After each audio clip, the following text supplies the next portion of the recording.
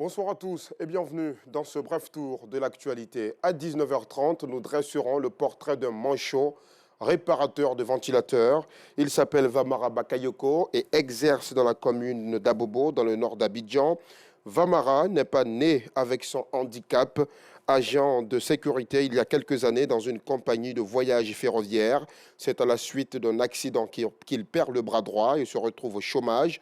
Le commerce ne lui réussira pas malgré ses inlassables efforts. C'est donc dans la réparation de ventilateurs que Vamara Bakayoko réapprend à vivre et à combler ses charges et celles de sa famille. Un exemple de courage et d'abnégation que nous verrons ce soir. Son portrait est donc à ne surtout pas manquer dans l'édition de ce soir. Il y a 42 ans, disparaissait Bob Marley, la plus grande star de la musique reggae. Bob Marley est mort le 11 mai 1981 à Miami des suites d'un cancer. 42 ans après son départ de cette machine ronde, son message de paix et d'amour continue de séduire les humains. Un artiste ne meurt pas, dit-on, et Bob Marley continue de vivre dans l'esprit et les cœurs des populations du monde qui célèbrent tous les 11 mai, comme aujourd'hui son décès à Abidjan et dans d'autres villes de l'intérieur du pays. Les fans de l'artiste et les amoureux de sa musique lui rendent un hommage. Vous les entendrez ce soir. Et dans l'actualité sportive, 19 directeurs de l'Olympe Africa sont en conclave dans les locaux du Comité national olympique ici à Abidjan. Ils sont réunis dans le cadre de la réunion biennale du réseau Olympe Africa. En toile de fond, la présentation respective des différents bilans de leurs activités réalisées, le mini-complexe sportif de Soubré, déjà fonctionnel, et celui de Sassandra en cours d'achèvement étaient au centre des discussions.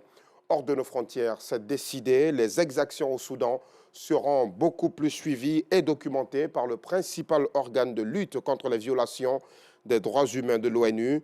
Il a adopté aujourd'hui même une résolution en dépit de l'opposition véhémente de Khartoum.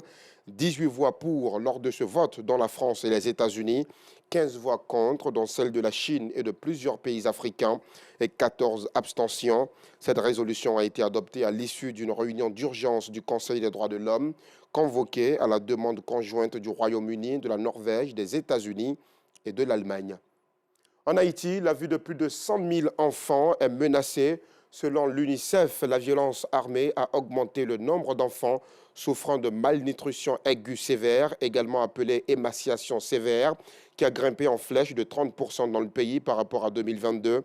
Le responsable pays de l'UNICEF s'inquiète du fait qu'en Haïti, de plus en plus de mères et de pères n'ont plus les moyens d'apporter soins et alimentation appropriés à leurs enfants et les parents ne peuvent pas les amener dans les centres de santé en raison de l'augmentation terrible des violences des groupes armés.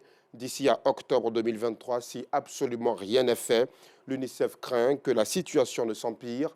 L'organisation a un besoin urgent de 17 millions de dollars pour détecter les cas de malnutrition aiguë sévère et apporter aux enfants victimes des soins et l'alimentation nécessaires. C'est la fin de ce flash. Merci de l'avoir suivi.